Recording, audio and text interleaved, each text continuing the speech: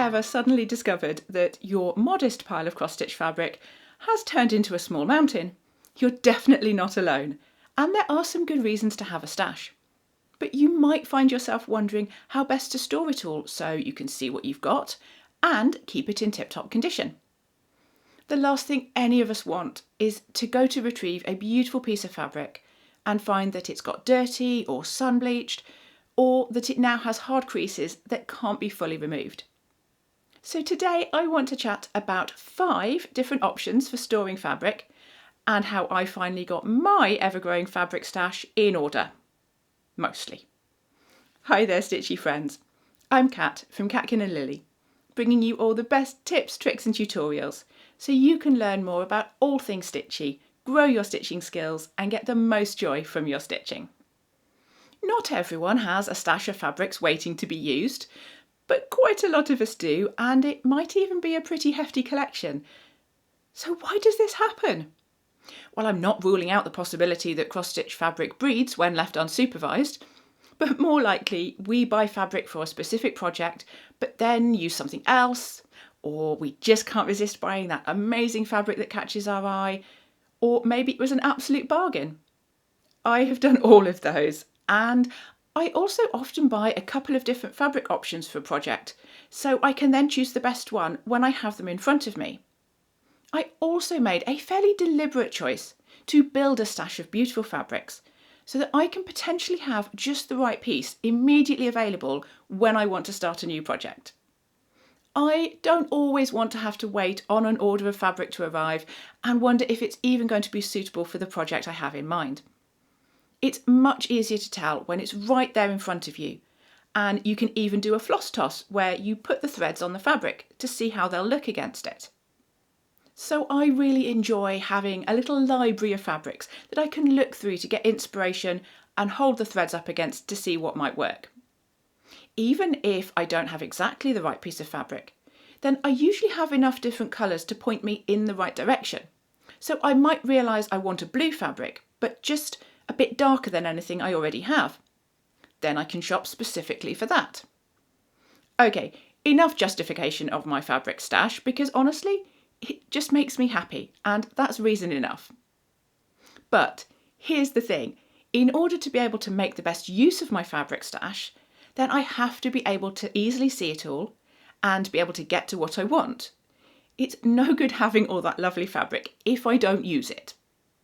So there are a number of considerations for storing fabric, including space, cost, being able to easily see and get at everything, and avoiding contact with anything that might cause deterioration, such as sun, dust, dirt, bugs, pets, and children.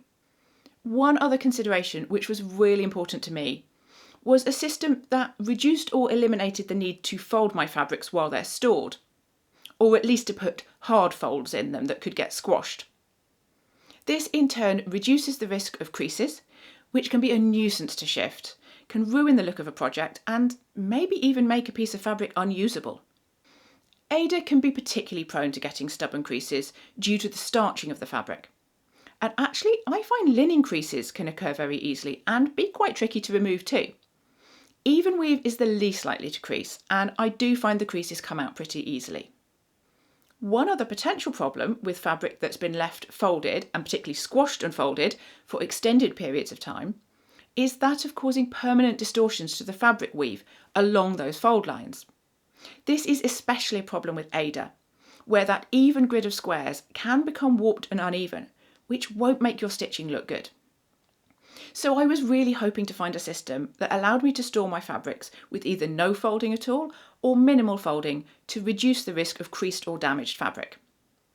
Before we jump into the different storage methods, if you're finding this video helpful, then I'd love if you could take a moment to subscribe so you don't miss all my future videos. Okay, I'm going to share 5 ways to store your fabric, discuss some of the pros and cons of each, so that you can choose the option that will work best for you. Number 1 is containers. When you buy fabric, it often arrives in a plastic bag. So the path of least resistance is to leave it in the bag and pop it in a drawer, box, basket, magazine folder, or some other storage container. This is a quick and easy solution. It keeps the fabric protected from dirt and dust. It's a fairly space-efficient way to store fabric, and of course it's very cheap. If you wish, you can divide your fabric into different containers according to fabric type and count, or by colour. And you can label the plastic bags with stickers to say what each fabric is. So far so good, but what are the downsides? Once you have a container full of bags, it can be harder to see what you have, to find something specific, and worst of all, it will likely be folded and then potentially get squashed by other fabrics. So those creases might well set in pretty hard. That's not good news. Here's some Aida fabric that I left folded up to a fairly small size for many, many years. And those creases look pretty horrible. I ironed it to see if they would come out, and even spritzing with water and using some steam from the iron, they are still faintly visible. And in fact, one of them does even look slightly discoloured, even though it hasn't been in sunlight. And I'll come back to this in just a moment. Now, this crease and discoloration is pretty faint, hence why it's extremely difficult to capture that on camera. But in real life, this does look more obvious, to the point where I wouldn't want to use this fabric for a project, as the crease and discoloration would still detract from the finished piece. One other potential issue is that plastic is a non-breathable material, so it doesn't allow for air circulation and can trap moisture, leading to mould, mildew or discoloration. It can also react with other materials, so it's possible for fabric that's in contact with the plastic to fade or discolour, as the dye may react with the plastic. Now, I assumed this would be a pretty rare occurrence, but I do wonder if that's what happened with that piece of blue Aida, and the discoloration was a combination of the folding and contact with the plastic bag.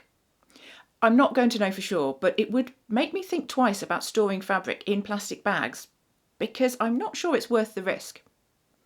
So this first storage option of containers is how I was storing my fabric before I started reorganising it. I had flat 12 by 12 inch plastic boxes, each containing a different colourway of fabrics, and some were separated by type of fabric as well. The fabrics were in plastic bags, which, as I now know, is not ideal. I was very unhappy with the potential for creasing, but also I couldn't very easily see what I had, and I was starting to accumulate more than I could easily accommodate in those boxes.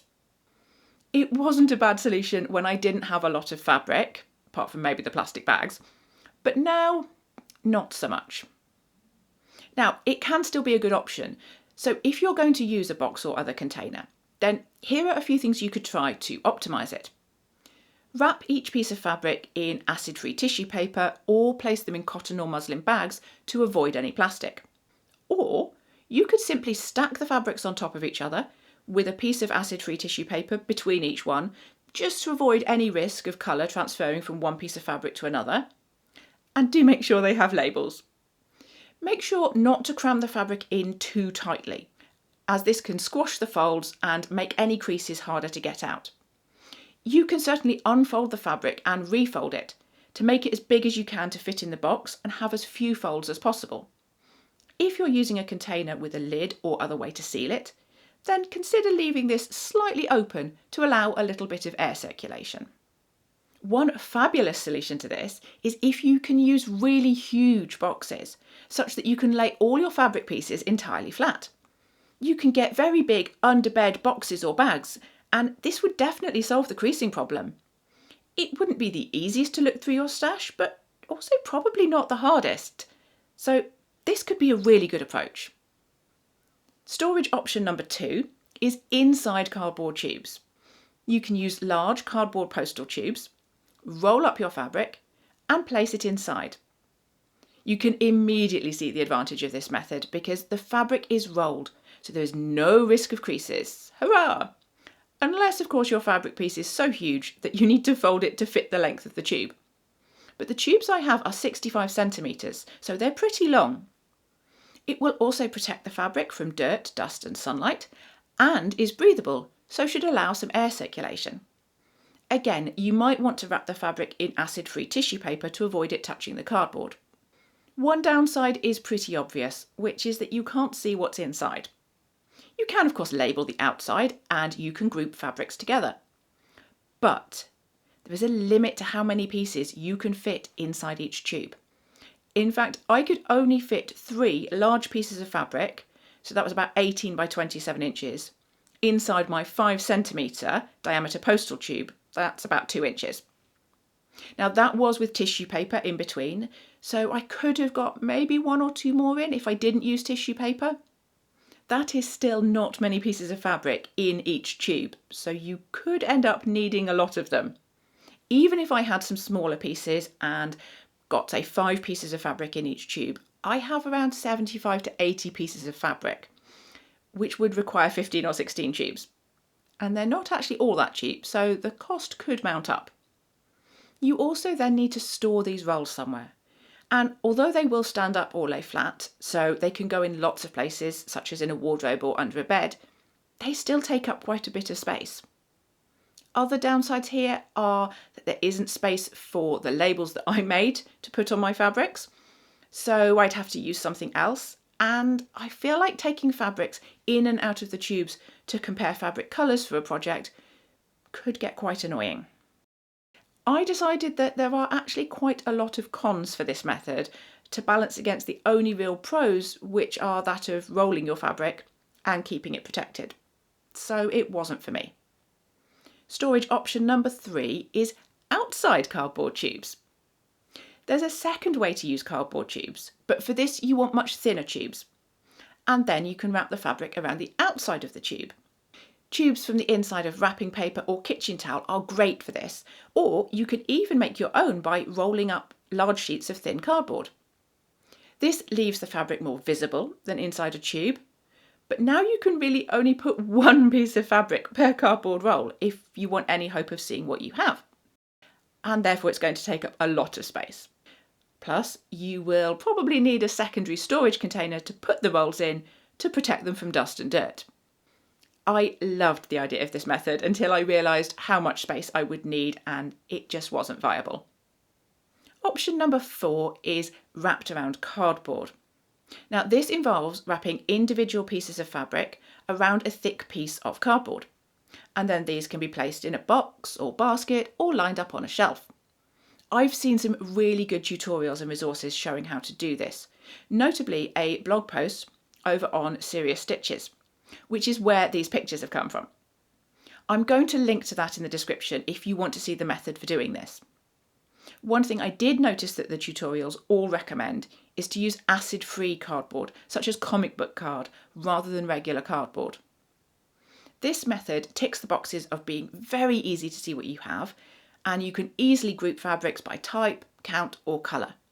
If you have them lined up on a shelf or even in a box, it can look so nice too. You may still have the issue of not being entirely protected from dirt or dust, and if they're lined up on a shelf, then you definitely don't want that to be anywhere that sunlight falls on it, as this could bleach the fabric. For me, it also doesn't resolve the issue of creases, as you will likely need to fold it at least once and maybe a few times to get it to fit around the piece of cardboard. And then there will also be creases where the fabric wraps around the edges of the cardboard. And that for me is why I discounted this as an option for my fabric, but I do love the aesthetics of it and the ease of seeing what you have, so it was probably my second choice option. But of course that brings me to the last option and what I chose to do. Number 5 is hanging. Now I probably need to say up front that this is potentially the most expensive way to store fabric, and it does require space. So I recognise that it won't be for everyone. There are a couple of ways to do this, and there may actually even be more budget-friendly options than what I chose. I opted for these multi-clip hangers designed for trousers or skirts that have 6 tiers of clips, which can each be used for a separate piece of fabric. Now I've already mentioned that I have around 75 to 80 pieces of fabric, which would require 12 or 13 hangers. I currently have 8 hangers. So obviously I could just buy some more, but actually in some places I've put multiple pieces of fabric on each clip, although that can get a little bit awkward. And to create some extra capacity, I often use sewing clips over the bars, especially for smaller pieces of fabric. This can be a pretty efficient way to store fabric, but of course you do need space to actually hang it. I have mine in a wardrobe in our spare bedroom. This protects the fabric from dust, dirt and sunlight, but allows some air circulation. I've grouped the fabrics roughly by colour, as this makes it a little bit easier when I'm choosing fabric for a specific project, and I also think it looks rather pretty. If I have small bits cut off from a larger piece of fabric, I can just clip them on one of the sides. The best part about this system is that I can go to the wardrobe and flip through what I have. I can even hold thread up against the fabric as it's hanging there to see what I think.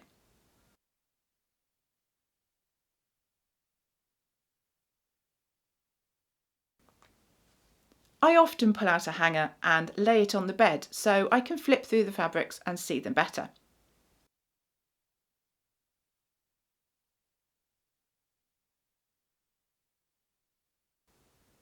You can see here where I've used those sewing clips to attach extra pieces of fabric.